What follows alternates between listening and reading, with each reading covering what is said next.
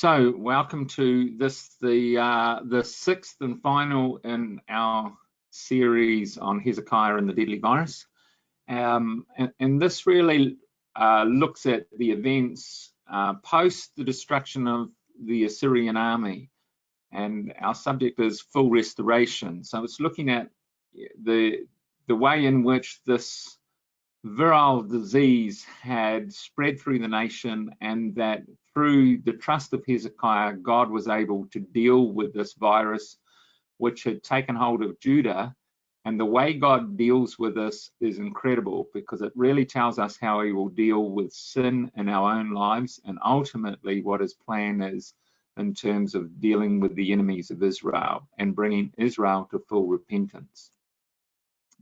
So he's going to nuke the virus. If you remember, we finished in our last series and looked about one of the incredible blessings that happened with Hezekiah, and the symbol that was used was of Hezekiah being set free like a bird out of a cage. And Hezekiah, when compiling the songs of degrees in Psalm 124, used those words: "Our soul is escaped as a bird out of the snare of the fowlers." And the significance of that was seen in the story of the way a leper is cleansed. And of course, you know, like Hezekiah himself was riddled with this disease, but he was typical of the whole nation. He bore the transgression of the nation in his own body. And the healing of a leper was seen as, you know, these two birds and the release of one of these birds. And so that quote in Leviticus chapter 14, "Then he shall let the living bird loose outside the city and make an atonement for the house, and it shall be clean." And this was the process of the release of the bird, a symbol of God's redemption. Interesting, when I was in Pakistan on my first visit to Pakistan, I needed to extend my visa because of events that were taking place in and around the Bible Week, and I was asked to do a little bit more work after it, and it was such an incredible time that I extended it by a week. And I had to go into Karachi to the consulate to get my visa extended. It was a bit of a process. It's kind of an all-day event. It took a whole day out to do it. And this is where people are getting visas to kind of leave the country. And it was quite interesting when I came out. Like, everybody was kind of interested why I would be getting a visa to stay in the country. Who in their right mind wants to stay in this country? So when I came out, there was this picture there. I saw these people on the street, and they were trying to sell me birds. So there was a whole lot of people that had these cages, and they were trying to sell me a bird. And I said to Carl, "What's this about?" And he said, "Oh, well, when you get a visa to leave the country and you're able to get out, people take these birds and they set them free, and it's a symbol of their freedom for leaving." It's like, well, I'm the bird that's actually going back into the cage. But I thought it was quite an interesting, I thought about this principle, or this story of being free like a caged bird, and it was a process or a symbol to let the bird go. And that's really the story of the post events of the destruction of the Assyrian. And when we see this story of trust, which is in the life of Hezekiah, and we looked at the building blocks of trust and saw that they came around, you know, to an emotional attachment, to a empathy and compassion, through logic, and finally through authenticity. And the stamp of authenticity was seen in the genuine article, the quality of God's promise. And you know that God keeps his promise, and the authenticity of that is because he will prove it to you. So he promises something and he does it. And he promised to Hezekiah that if he trusted in him, the Assyrian would fall by a sword not of man, and a sword not of man shall devour him. And we looked at that last week. And that's where we pick up our story, because, you know, at the time when God made this promise to Hezekiah, the Assyrians were encamped out against Jerusalem. And, you know, these are words that Isaiah is saying. They're simply words. Trust in me, because the Assyrian will fall by a sword. And you sort of think, wow, how's that going to happen? When Hezekiah and the people looked out of the wall and they thought, how's that going to take place? And they had no idea. They couldn't in their right mind imagine God's deliverance. They could not comprehend what was going to happen. You know, they went to bed one night totally fearful of their lives, because parked outside their door was the most violent army that had ever existed. And then they got up the next day and they were all dead. They had been destroyed. And God brought Sennacherib, this arrogant man, this arrogant king, who challenged Yahweh and said, who is Yahweh to stand against Sennacherib? And he set himself above even the gods of his fathers, and he made the name of Sennacherib greater than the gods of Assyria. And he was totally humbled in Judah. And when he went home with his tail between his legs, didn't he? And it was almost like God let him live. He didn't die in amongst the 185,000 that were killed. God preserved Sennacherib, and because Sennacherib was going to endure the ultimate humiliation. You know, he was going to fall by a sword, not of man, and God's sword came down upon the army, but then when he went back home, it was the swords of his own kids, his own children, his own boys that slew him. Can you imagine that, you know, humility, that like that humbling thing? There could be no worse, more ignominious death than your own offspring, your own blood, hate you enough to want to kill you. And he went back, and his own children, his own sons, struck him down with the sword, and then they ran away and fled. And that's how Sennacherib came to his end, this mighty, boastful king. But in the context of that quote that God gave to Hezekiah, and perhaps we could look at it in Isaiah chapter 37. So in Isaiah chapter 37,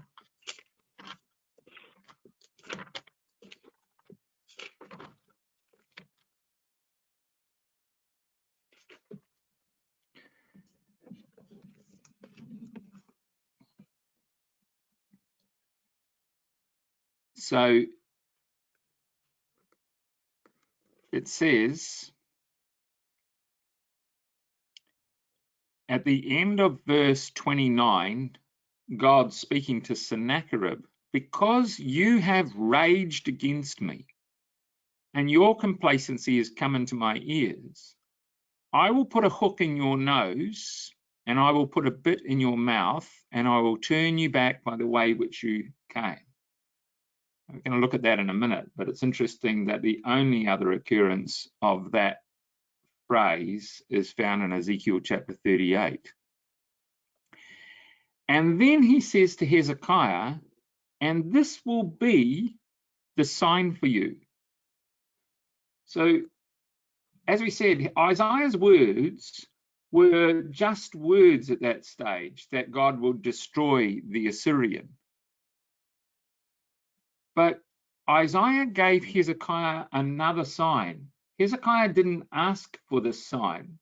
Remember, concerning his own restoration, Hezekiah asked God a sign.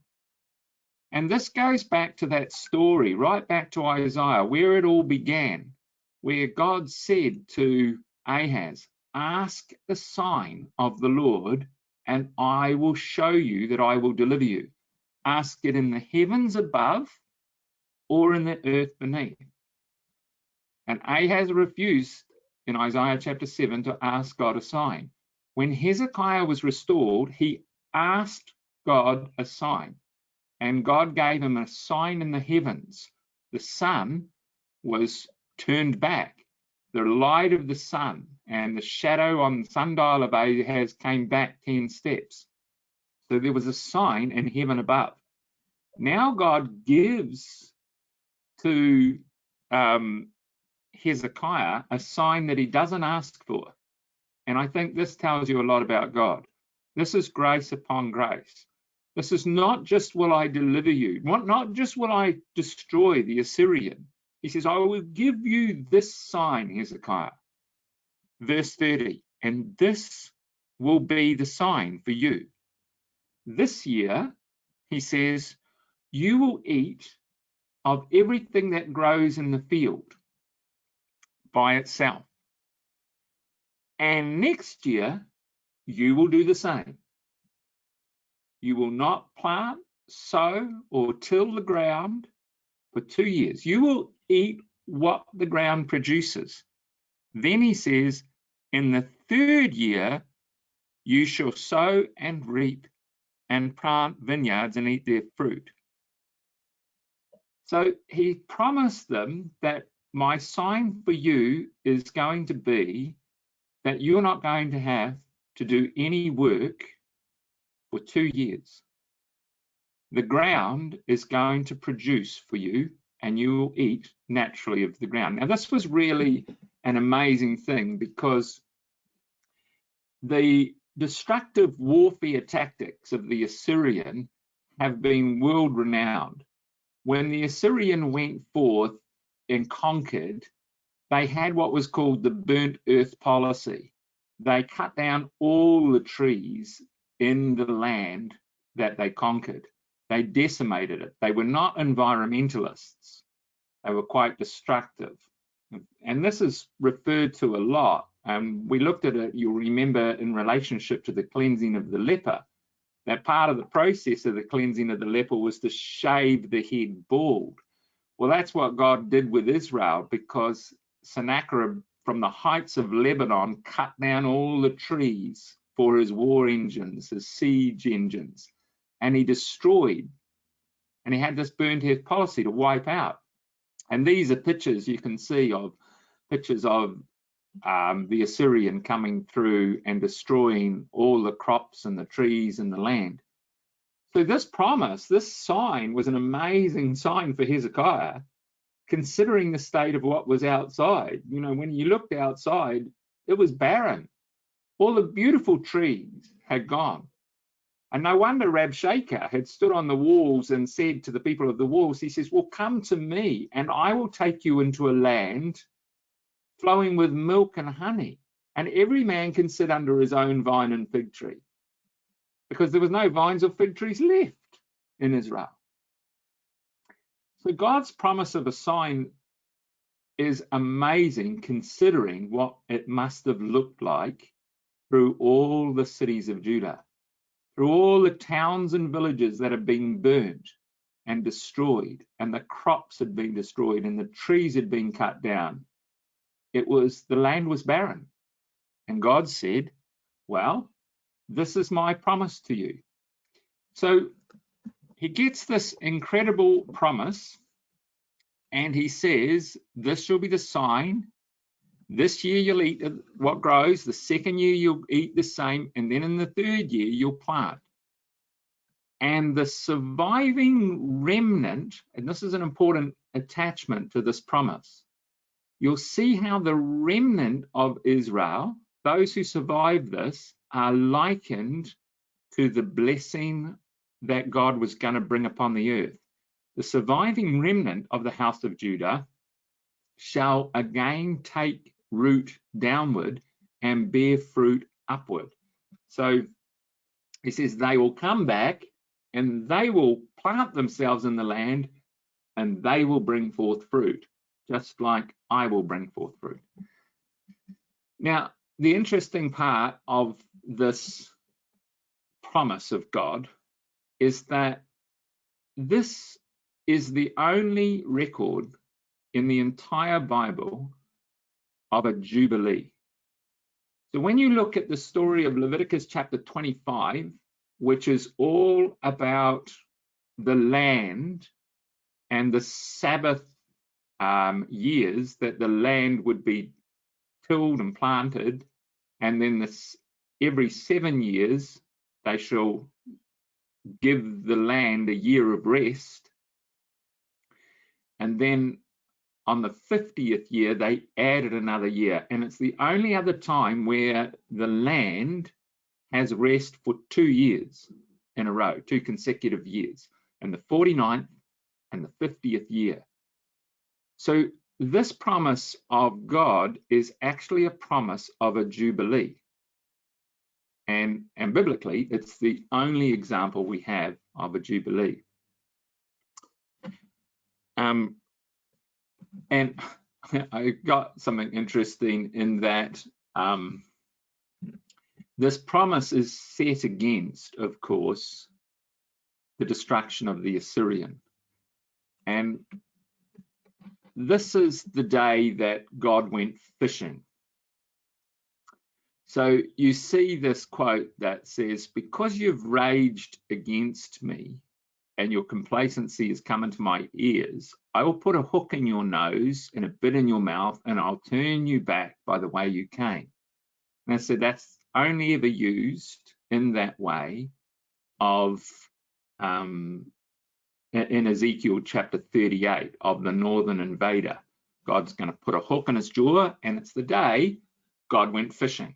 So what you see is this picture of Leviathan comes down into the land like a flood, and with a flood. So the Assyrian came down from the Euphrates, wiped everything out, and this massive sea monster, Leviathan, took everything in its path. And God went fishing. He hooks this fish, and he says, "I'm going to turn you back." And this powerful sea monster gets drawn all the way back by the way which he came, which is what he says. God says of Sennacherib that, "Thus saith the Lord concerning the king of Assyria, he shall not shoot an arrow in the city, nor cast a stone against it. By the way he came, he shall return. I will turn him back. I'll take him home the way he came." And this quote in Job chapter 41, verse 1 to 3 says, "Can you draw out Leviathan with a hook, or snare his tongue with a line? Can you put a reed through his nose, or pierce his jaw with a hook?" So God says to Job, you can't control Leviathan, this powerful creature. You can't put a hook in his jaw, but I can. I can deal with Leviathan, the sea monster. And when he talks of Sennacherib, he's saying, I will put a hook in your jaw and I'll pull you back. Now, have a look for a minute at Isaiah chapter 27, because I think this is an interesting connection to this promise of the blessing of the Jubilee year set against God's judgment on Leviathan, the putting a hook in his jaw and turning him back. So when you get to Isaiah chapter 27, verse 1, it says, "In that day, the Lord with his hand and his great strong sword will punish Leviathan, the fleeing serpent, Leviathan, the twisting serpent, and will slay the dragon that is in the sea." So Isaiah chapter 27 verse 1 talks about this destruction of the sea serpent, or in Sennacherib's case, the river serpent, because it comes from the river Euphrates. So he's this river creature or sea creature. And God says, I'm going to put a hook in his nose and I'm going to pull him back and I will control him.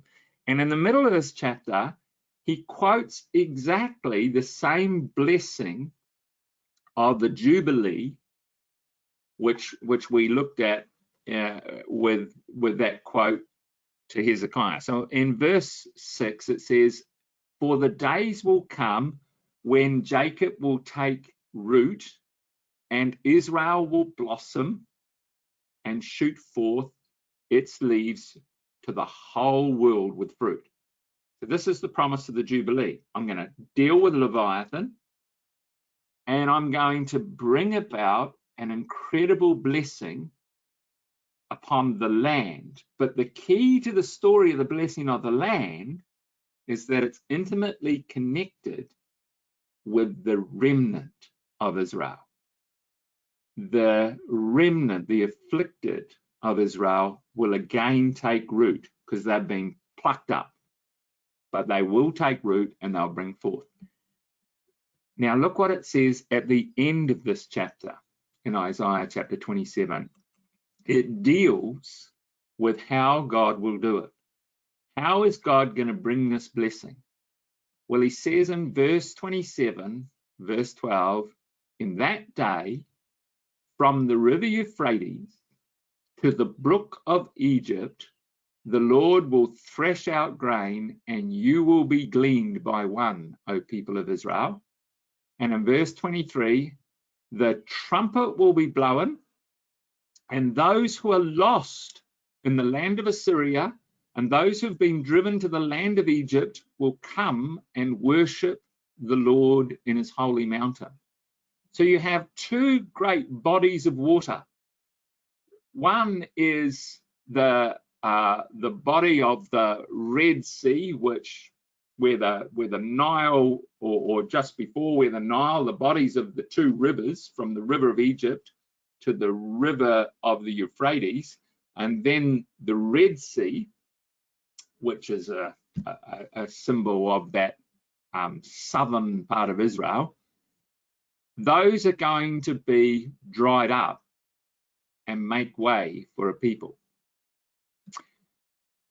Just bear that in mind, because we'll come back and look at that in a minute. When you look at the Assyrian Empire, it went all the way down into that very area to the land of Egypt. In its height, those were the two borders. It covered exactly the land that was promised to Abraham, from the river of Egypt to the river of Euphrates. So the Assyrian Empire had taken control of the entire promised land to Abraham, from Egypt to the Euphrates. When God deals with Leviathan, he's going to open up a way from those two borders. So here's the evidence. In Isaiah chapter 11, which is a wonderful picture of the kingdom, and if you perhaps look at Isaiah chapter 11 before I'm going to go backwards so that you don't look at those verses here. Isaiah chapter 11 starts with, and this is just in our context very interesting, there shall come forth a shoot out of the stump of Jesse, and a branch shall grow out of his roots. So Isaiah chapter 11 starts with, a tree that's been chopped down. It looks like it's dead. It's got no hope of coming to life, and yet out of that tree, out of the root of that tree, springs forth a branch. And it's a picture of new birth coming out of a dead tree. Because if you looked at Isaiah chapter 10, it's talking about what the Assyrian done, chopped down all the trees. And the Assyrian was God's battle axe, who went down and chopped down all the trees from Lebanon all the way down. But from the tree he chopped down, is going to come forth a branch. And this branch is going to bring peace and restoration. And so in Isaiah chapter 11, of course, we know the most famous quotes in verse 6, The wolf shall lie down with the lamb, the leopard shall lie down with the young goat, the calf and lion and the fatted calf, and a little child shall rule them. And verse 9, and they'll not hurt nor destroy in all my holy mountain, for the earth shall be full of the glory of the Lord as the waters cover the sea. There's your picture. So this is a picture of God's restoration in the kingdom. But look what it says in verse 15 and 16. And the Lord will utterly destroy the tongue of the Egyptian sea with his mighty hand, and he will shake his hand over the river and smite it in 7 streams. So you've got 2 bodies of water mentioned.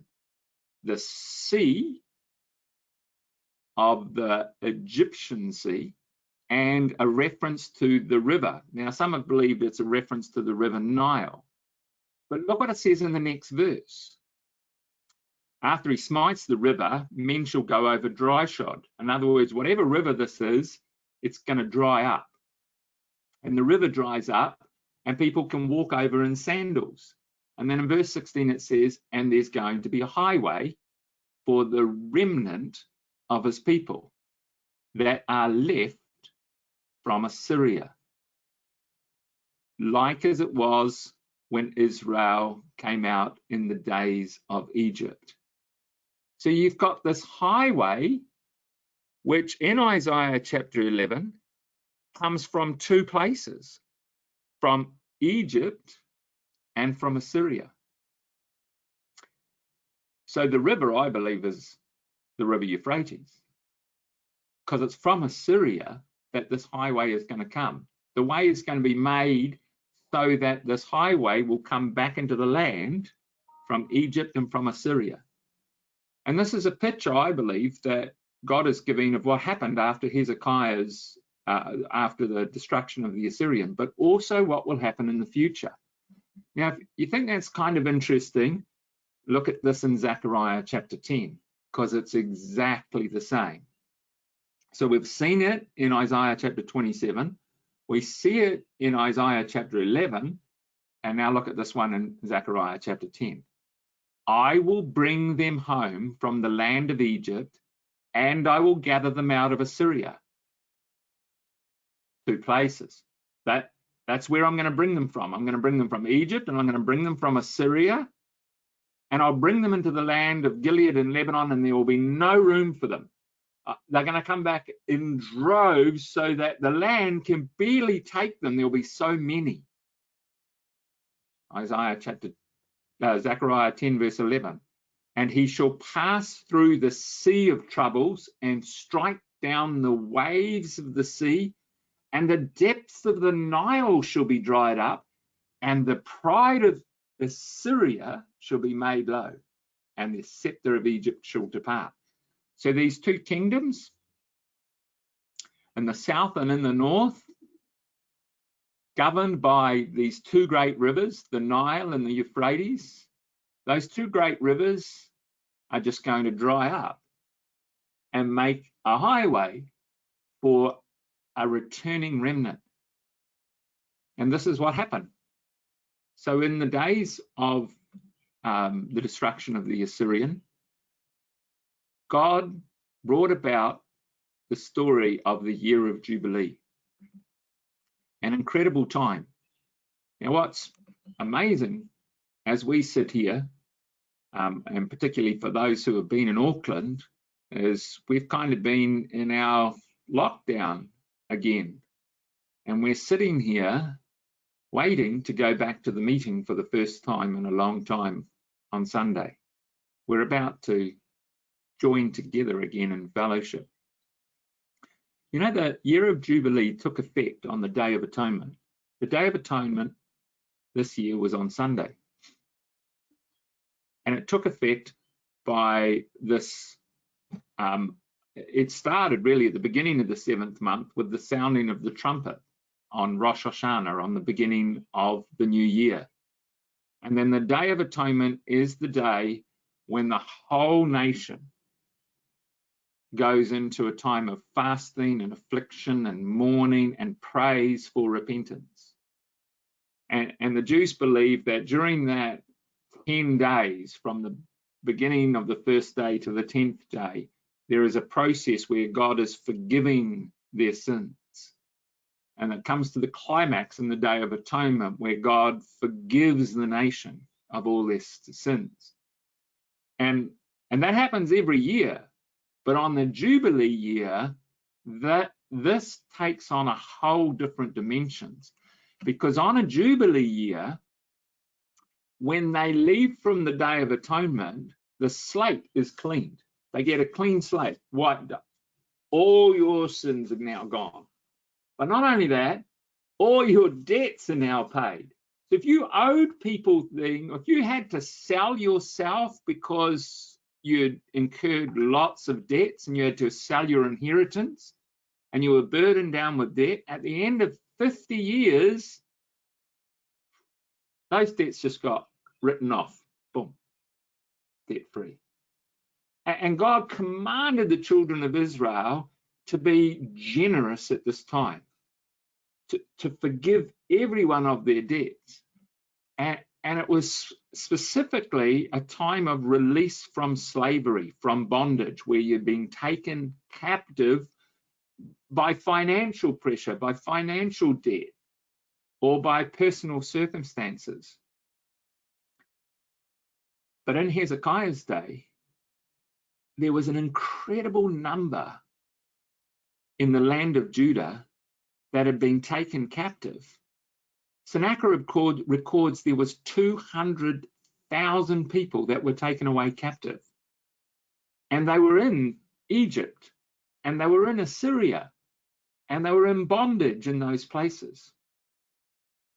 And God says, what I'm going to do is I'm going to dry up the river of Egypt and dry up the river of Euphrates, and I'm going to make a highway that's going to come back into the land so my captives can return and they can come back. And we don't really know historically how this happened because there's not a lot of record, but it does seem that after the Assyrian invasion, there was a huge remnant that came back from these places. Because I believe once Sennacherib got back home to Nineveh, he had gone face to face in battle with God, with Yahweh. And he had been so defeated. He had been so embarrassed in this Judean campaign that when he got back, he didn't want to see the sight of another Jew. And he let them go.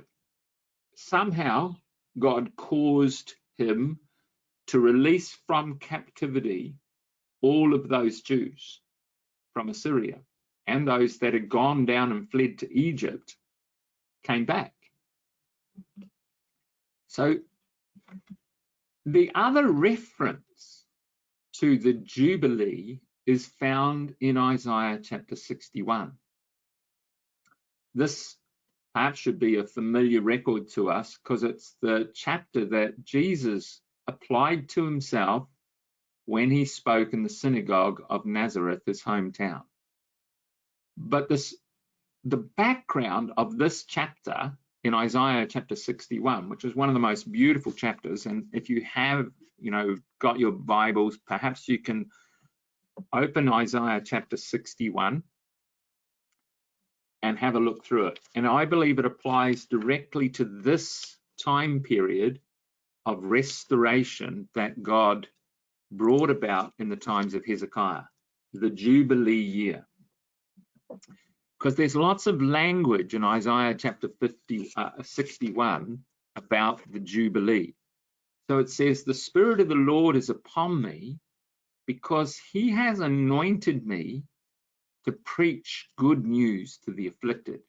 He sent me to bind up the brokenhearted and to proclaim freedom, liberty to the captives, a freedom to the prisoners, to proclaim the favorable year of the Lord and the day of vengeance of our God. And you see those two things, the judgment of Leviathan, the day of vengeance, and the favorable year of the Lord of Jubilee come together. They happen at once. He doesn't just destroy Leviathan. He brings about the favorable year. And that's grace upon grace. He doesn't just deal with sin in our lives if we ask, if we trust in him. You know, it's one thing to be free from the burden of sin and to be free from debt and to have those debts wiped out, written off. Imagine the liberty and the freedom of having that debt written off. He doesn't just do that. He then bestows abundantly upon those who are oppressed. And this is the picture of Isaiah chapter 61. So it goes on in Isaiah chapter 61, and there's quotes which says, so, Isaiah 61 verse 3, they will be called oaks of righteousness, the planting of the Lord. So you get this picture of, you know, this restoration. They're going to be like oaks. They're going to be the planting of God, and they're going to grow up like these massive trees. And then at the end of Isaiah chapter 61, it says, as a garden causes seeds to grow, the sovereign Lord will make righteousness and praise to spring up before all nations. So this is the incredible privilege of God's freedom, which is like forgiveness, isn't it? God dealt with the nation and their transgression, and forgiveness, this is a great quote, isn't it? Forgiveness is unlocking the door to set someone free, realizing that you were the prisoner. The act of forgiveness and compassion and care is the act of releasing yourself from a burden. And part of the spirit of writing off those debts and forgiving those debts in the year of Jubilee was actually a freedom to the person who had imposed the debts. Because, you know, we can become a servant, can't we, to the wages of sin, a servant to mammon, and become slaves to money. And the way to free yourself from that is to free others who are burdened with oppression. So using that resource as a gift, which is what the Day of Atonement was all about. And if you have a chance, go through and look at Leviticus chapter 25, because it's just such an amazing story, and it all takes place right now. We're in the middle of this period. So we are right now in between the days of the Day of Atonement and Sukkot. And Sukkot, the Feast of Tabernacles, is a day where the whole nation goes and lives in these makeshift shanty booths to remember that God is the one that brought them out of Egypt and delivered them from Leviathan. So we have all sorts of quotes in Isaiah which talk about things like this. The wilderness and the solitary place shall be glad for them, and the desert shall rejoice and blossom like a rose. So when you look at the picture of the restoration in Hezekiah's day, what happened was God just brought forth abundantly. And it says in Isaiah, instead of the briar, instead of the thistle, the myrtle tree came up, the pine tree came up. And the land just brought forth abundantly. Not only that, if you're in Isaiah chapter 61, have a look at some of the other little quotes in Isaiah chapter 61 concerning the Day of Atonement. Oh, sorry, the Jubilee year. It says, verse 4, and they will build up the ruins, and they will raise up the former desolations. They'll repair the ruined cities, the devastations of many generations. Strangers shall stand and tend your flocks. Foreigners shall be your plowmen and vine dressers. But you will be called the priests of the Lord. So what you get is this picture that these captives that have been taken away, you can imagine, you know, if you were one of the 200,000 that have been taken away captive by Sennacherib, and you'd think that your life was finished. It was hopeless. You've been taken away in a horrible situation. You remember the days when you lived in Judah and you had this beautiful house and a farm and everything like that, and you'd seen Assyria came down and wiped them all out. And here you were, like a refugee, taken away to this foreign country. And then all of a sudden, you hear about this incredible defeat of the Assyrian back in your homeland, in Judah. And the message has come back that you're free to go home. And all you can see in your mind as you're trudging your way back, you've got anxious about coming back on this journey back to a burned out home, crops that have been destroyed. But when you get back, something remarkable's happened, because Hezekiah employed the resources of all the nations round about to build up people's towns and villages, to restore people's homes, and then God built up the land. And so the land just flourished in abundance, and it grew out of all natural proportion. And when people came back expecting to see devastation, they saw an incredible picture. They saw restoration. They saw an abundance of life. And that's the picture. The wilderness even burst into joy and brought forth, even out of the desert. Well, it doesn't finish there, because blessings upon blessings. The next chapter in Isaiah chapter 62, which continues from the story of Isaiah chapter 61, is this picture of a marriage. And God uses this picture, verse 4, where it says in Isaiah chapter 62, verse 4, "You shall no more be termed forsaken, and your land shall no more be termed desolate, but you shall call her, my delight is in her, and your land shall be married." So everybody loves a good fairy story. Everybody loves a story where there's a marriage at the end of the story. And this is what happens. So there's a marriage at the end of the story. Not only do all the captives come back into the land, and the land's bringing forth, but when they get back, there's a royal wedding.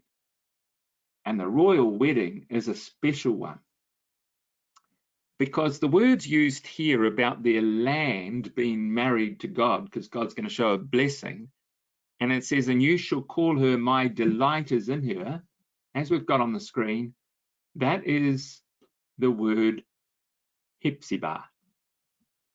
And for those who don't know, that is the name of the wife of Hezekiah, Hephzibah.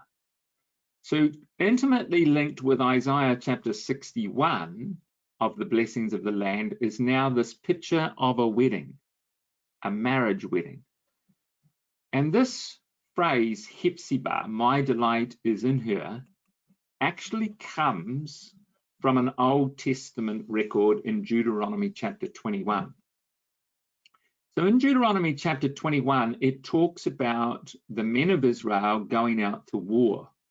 And when they went to war, they were allowed to take the spoils of war, which included the women, the young virgins, as part of their spoils.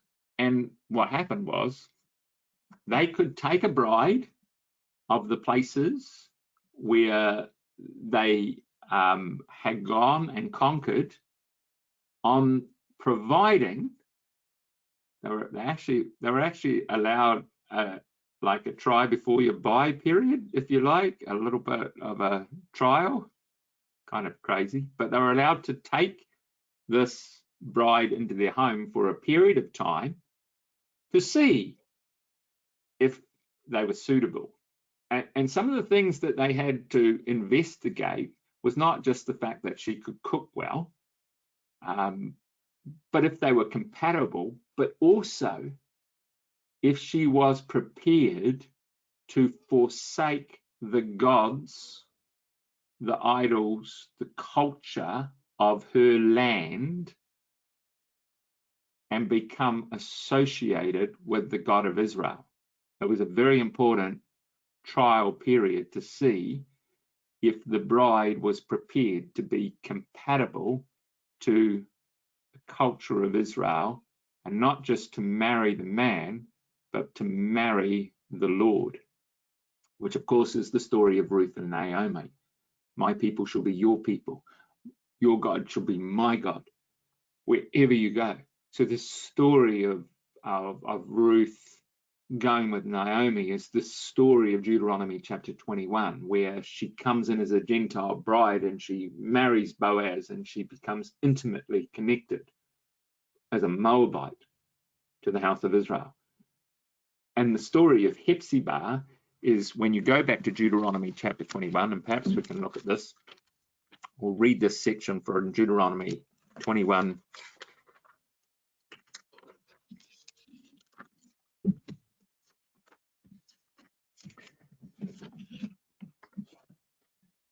Verses 10 to 14. When you go to war against your enemies, and the Lord your God gives you into their hand, and you take them captives, and you see amongst the captives a beautiful woman, and you desire to take her to your wife, you shall bring her home to your house, and she shall shave her head and pare her nails.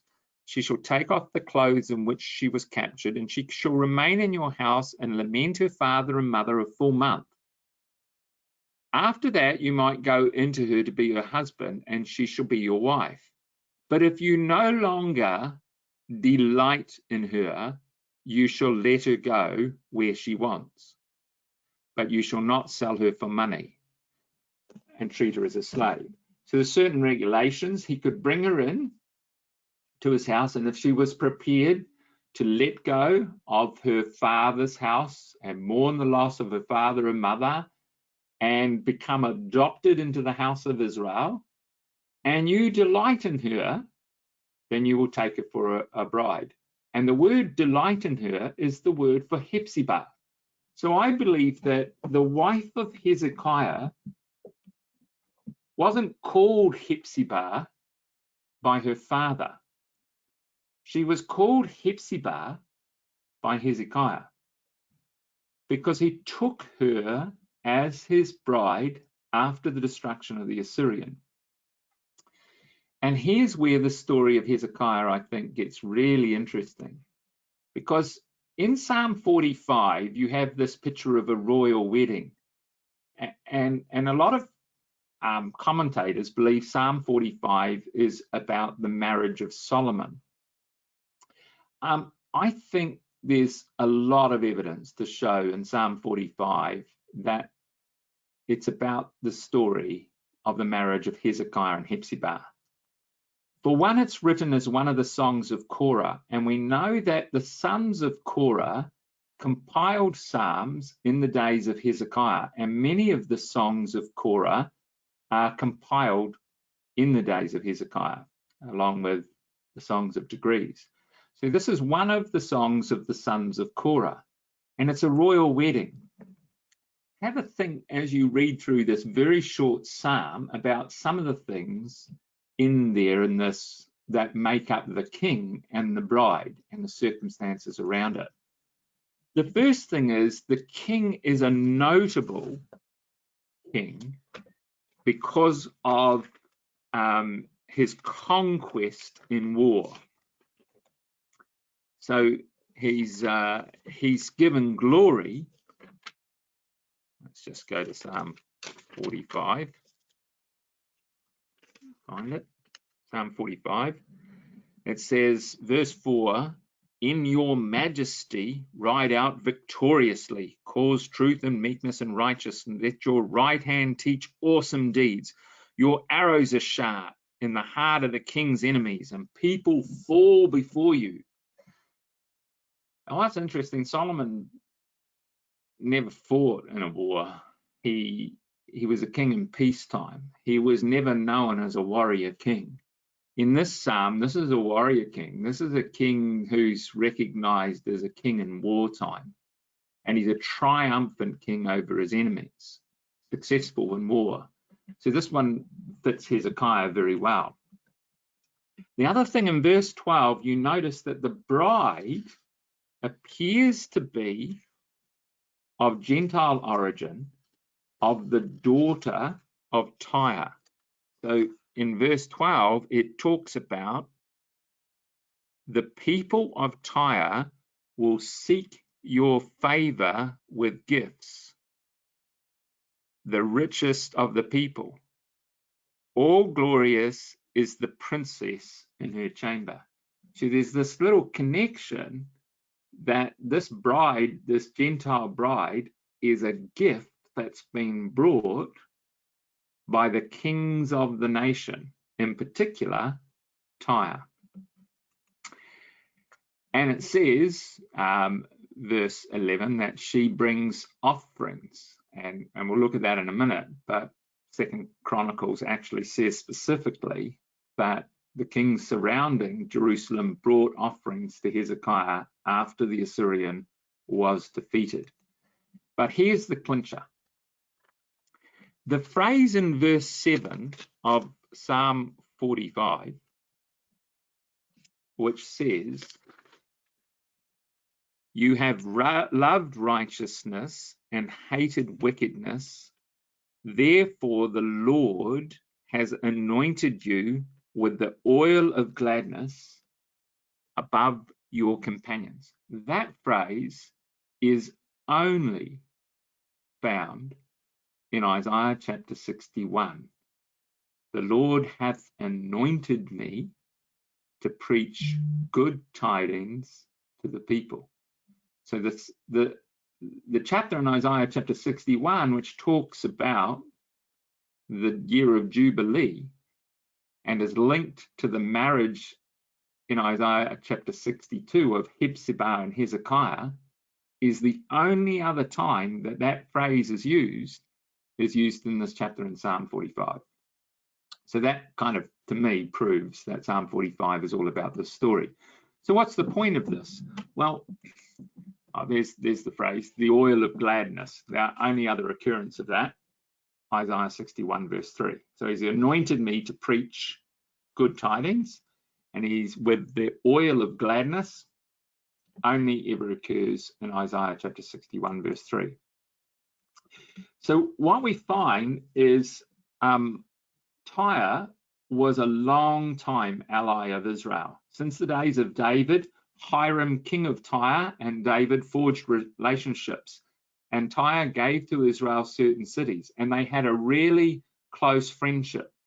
Tyre, which today would be Lebanon, in the area of southern Lebanon, had a very good relationship with Israel. But in Psalm 83, there's a list of 10 Arab nations that conspire against Israel. And in amongst those 10 Arab nations that conspire against Israel is Tyre. And what we believe is that when Assyria came down and they fought and they took all the towns and villages along the western coast of Philistia, of Palestina, and they came down the coast and they went down from Syria down through the northern kingdom, and they came down through Tyre and Sidon, that they took captive all of these people, and the military men of war who were not killed were conscripted into the Assyrian army, and they were conscripted to help them in their battle against other nations. And what we find is that countries like, or nations like Tyre, joined and helped Assyria, and like they really had no choice. You either help them or you get killed, but they were forced into this. But when Hezekiah defeated the Assyrian, all of these nations brought tribute. They felt bad because their own sword had risen against Judah, and they felt bad, and they brought presents. And one of the presents that appears to have been brought was to regain trust with Tyre and they did it all the time in the Middle East, there was a marriage arrangement. And so the question really is, was Hezekiah's marriage to Hephzibah an arranged marriage to mend international relations that had gone pear-shaped after the Assyrian invasion? And I think it was. So that's a little bit on the background. And so verse 12 of Psalm 45, the people of Tyre will seek your favor with gifts. So this is like the wedding gift. The gift of Isaiah chapter 45 was the present that was brought, the daughter of Tyre. And we learn, 2 Chronicles 32, verse 23, many of the nations around Jerusalem brought gifts to the Lord to Jerusalem and precious things to Hezekiah, king of Judah, so that he was exalted from all nations from that time forward. And the money flowed in. Precious things flowed in to Hezekiah from all around.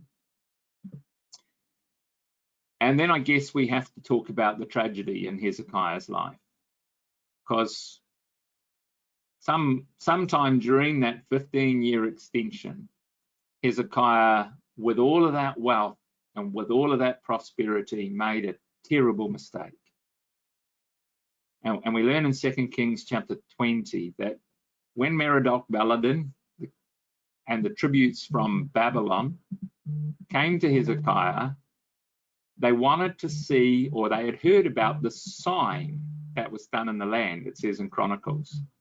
And I believe that was the Shekinah glory. But they wanted to come to Hezekiah and pay tribute to him. And Hezekiah, it says, showed them all the treasures in his house, all the silver and gold and spices and precious ointment, his armory, and all his storehouses. There was nothing in his house. You know, like it's the thing that people do when people come and visit your house and you want to show them everything that's in your house. That's what Hezekiah wanted to do, because so prosperous had Hezekiah become. And then God said of Hezekiah, behold, the days are coming when all that is in your house and your fathers have stored up to this day shall be carried away to Babylon, and there will be nothing left. And this fulfilled the prophecy of Isaiah chapter 22, where it says, in that day declares the Lord, that the peg that was fastened in a sure place, upon which you hang all the vessels and you hang all instruments and all sorts of things, that peg, which was a sure thing in the house of God, it's going to give way. It's going to be cut down. It's going to fall. And the load that's on it will be cut off. And that was what happened, of course, because it wasn't that long after that all the glory of the house of Hezekiah and all the glory of the temple and everything in Jerusalem was taken away into Babylon. And that was the tragic end of the story of Hezekiah. And you know, when you look at Hezekiah, I think it's amazing that, you know, his trust in trusting in God against the physical army of Assyria was like no other person before or after him. But when it came to wealth and riches and prosperity, he failed, as did Solomon. And I think that ought to teach us a very powerful lesson. I think this whole thing with the coronavirus has been a great thing for us to sit back and take stock of our lives. I know it has for me, to think what you value in life. Because, you know, it's one thing to stand against the external enemies that we see. But, you know, that covetous heart, that thing in your heart that holds on to all the glories that this life has, you can't see that. It's not like the external force, but it's very powerful, incredibly powerful. And if the great King Hezekiah can deal with Sennacherib, but he couldn't deal with Mammon, isn't that powerful? He could trust against Sennacherib, but he failed against Mammon. So no wonder Jesus says no man can serve two masters. For either he will love the one and hate the other. The final thing I want to show, this is just an interest thing, and I was talking to John about it at the beginning of this. It's been part of some of the stuff I've been looking at in the light of Hezekiah for the first time, and I've been looking at it in a lot of detail. This is just a side, but it's interesting. I talked about the 10 Arab nations that are confederate in Psalm 83, and it's really clear that that's a prophetic thing. I think it was very real in the days of Hezekiah. I think it applied to the days of Hezekiah, that these Arab nations joined their lot with Assyria. But it'll happen again because they're mentioned again in Ezekiel chapter 38. And when you look at all of these Arab nations, they are the direct surrounding nations of Israel, with the exception of the last one, Assyria. Because Assyria really goes from northern Iraq into Iran, and it sits over the other side of the Euphrates River, because it was a flood that came down from the Euphrates into the land. And it's Assyria, or the northern kingdom of Assyria, that is the invader into Israel that all of these Arab nations join forces with. And I just thought it was really interesting that when you look at all of these Arab nations, they are connected through the southern Arab states and Saudi Arabia as being Sunni, all the way up even into Syria, with the exception of Tyre, Lebanon. Lebanon is essentially, Hezbollah, that terrorist group, is a Shiite terrorist group which are intimately linked to Iran, which is also a Shiite power force, or the Shiite power force in the Arab world. So you get this picture of all of these Sunni nations joining force with Assyria, a Shiite powerhouse, against Israel. Something a little bit interesting that I just put through there for you. Well, finally, just as we finish, to think about this incredible type of Christ. He was the child of promise, Emmanuel. He cleansed the temple. He sanctified the priests. He brought living waters into the city to a people ready to perish. He faced the trials of the Assyrian. The adversary was destroyed. He was afflicted with an incurable disease. He went to the gates of hell. He was miraculously restored after 3 days. He went up to the house of God, and after his restoration, he was given a Gentile bride. He fulfilled the sure mercies of David, Isaiah chapter 61, in a jubilee year. All nations came and acknowledged him as the Savior of the world, and a remnant returned from captivity. The whole story of Hezekiah is one of the most incredible pictures that we have, a template for the work of the Lord Jesus Christ. So thank you, everybody. That is the end of our series of Hezekiah and the deadly virus.